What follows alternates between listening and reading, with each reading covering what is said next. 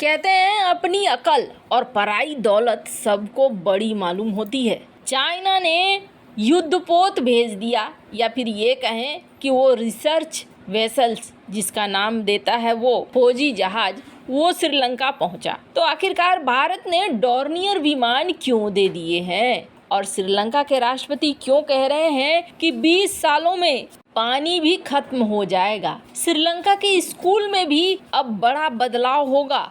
चीनी भाषा और हिंदी के लिए क्या कहा है राष्ट्रपति श्रीलंका के, जानेंगे जियोपॉलिटिक्स में क्या कुछ चल रहा है। आइए जानते हैं इन खबरों को विस्तार से। बात करें श्रीलंका की, तो श्रीलंका की कुछ दिनों पहले क्या स्थिति थी ये किसी से छिपी हुई नहीं है। और अभी देखेंगे आप ना, श्रीलंका को दिलासा दे रहा है चाइना, श्रीलंका को ये दिलासा दे रहा है कि हम आपको IMF से लोन लेने में मदद दिलवाएंगे। स्क्रीन पर आप देख सकते हैं। हालांकि ये बड़ी अजीब बात है, जब रीस्ट्रक्चर करने के लिए चाइना को बुलाया था श्रीलंका ने, आइए मीटिंग करते हैं, बैठते हैं और बैठकर कर्जे को रीस्ट्रक्चर करते हैं, तो ये श्रीलंका, तब ये देखा गया था कि वहाँ चाइना उस मीटिंग में आया ही नहीं था। पर इस वक्त चाइना ये कह रहा है कि हम आपको मदद करेंगे IMF में लोन दिलाने में। अब मजबूरी का नाम है, क्या इसी मजबूरी की वजह से चीनी युद्धपोत इस वक्त श्रीलंका में पहुंचा हुआ है? हालांकि और भी ज़्यादा ऑफर मिला है श्रीलंका को। श्रीलंका को ये ऑफर दिया गया है कि हम तुम्हें उसके पहले भी कुछ पैसे देंगे जिससे कि तुम्हारी मदद हो सके। ये ऑफर दिया गया है चाइना के द्वारा। स्क्रीन पर आप आर्टिकल देख सकते हैं और ये कहीं ना कहीं एक बड़ी मदद मानी जा रही है। कहा जा रहा है कि चाइना 41 बिलियन डॉलर के अपने कर्ज को रीस्ट्रक्चर करने को तैयार हो गया है। हालांकि अभी तैयार हो गया है, ज़मीन तक पहुंचते पहुंचते बहुत सारी चीज़ें चाइना की अक्सर देखी जाती हैं कि वो बदल जाता है।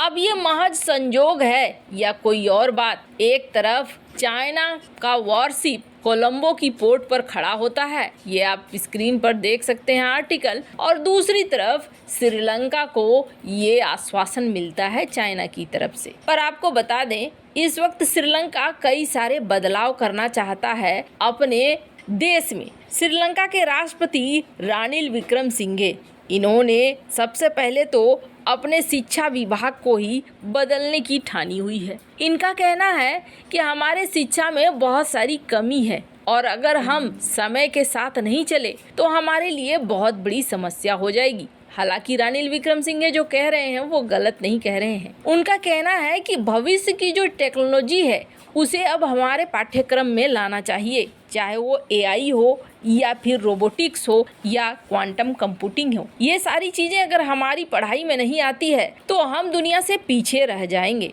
हालांकि उन्होंने एक बात और कही है, उन्होंने कहा है कि हमें अपने देश के अंदर जो पाठ्यक्रम है उसमें अंग्रेजी के साथ साथ 2 और भाषाओं को भी जोड़ना होगा। और वो 2 भाषाएं कौन कौन सी होंगी? एक भाषा हिंदी और दूसरी भाषा चीनी। हालांकि रानिल विक्रमसिंघे ने कम से कम हिंदी को जोड़ तो दिया। इससे पहले की सरकार ने ये कह दिया था कि श्रीलंका के पाठ्यक्रम में चीनी भाषा जरूरी होगी। तब ऐसा लगा था कि चीन अपना प्रभाव बढ़ाना चाह रहा है, पर अब रानिल विक्रमसिंघे ने इसमें हिंदी भी जोड़ दिया है कि इंग्लिश के साथ हिंदी भी और चाइनीज भाषा भी होनी चाहिए। खैर, भारत के लिए टेंशन वाली बात यह है कि यहाँ पर इस वक्त जो चाइनीज वॉरशिप है ये यहाँ पर तैनात है। हालांकि ये कहते हैं कि हमारा रिसर्च व्हीकल है, हम तो सिर्फ देखने के लिए आए हुए हैं, रिसर्च के लिए आए हुए हैं, हमारा कोई आर्मी का मकसद नहीं है।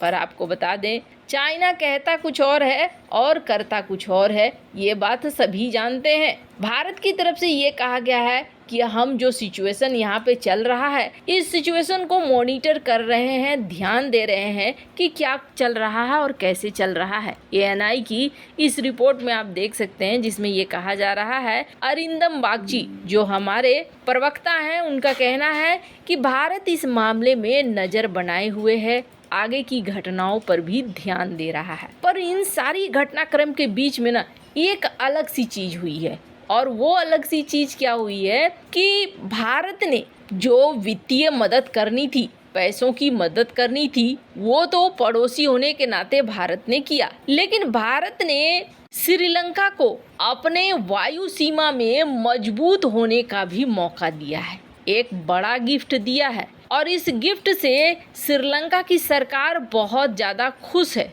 भारत ने श्रीलंका के समुद्री इलाकों की निगरानी के लिए बहुत बड़ी मदद दी है। 1 साल पहले भी भारत ने श्रीलंका को मदद दिया था और अब उसी की जगह पे भारत ने ये दूसरी मदद भेजी है। होता क्या है, श्रीलंका का जो समुद्री क्षेत्र है ना, ये समुद्री क्षेत्र बहुत महत्वपूर्ण हो जाता है। यहाँ से कई तरह की स्मगलिंग की भी बातें निकल कर आती है, कई बार समुद्री डाकू भी पकड़े जाते हैं। ऐसे में इस क्षेत्र की निगरानी करना बहुत ज़रूरी हो जाता है। हम लोग देख रहे हैं कि चाइना श्रीलंका में अपना प्रभाव बढ़ा रहा है। 1 साल पहले ही भारत ने श्रीलंका को डोर्नियर विमान सौंपे थे और उन डोर्नियर विमानों का इस्तेमाल श्रीलंका अपने तटों की निगरानी के लिए किया करता था। डोर्नियर 228 समुद्री निगरानी विमान ये फिर से दिया गया है श्रीलंका को और आपको बता दें, श्रीलंका में ये पुराने वाले की जगह लेगा।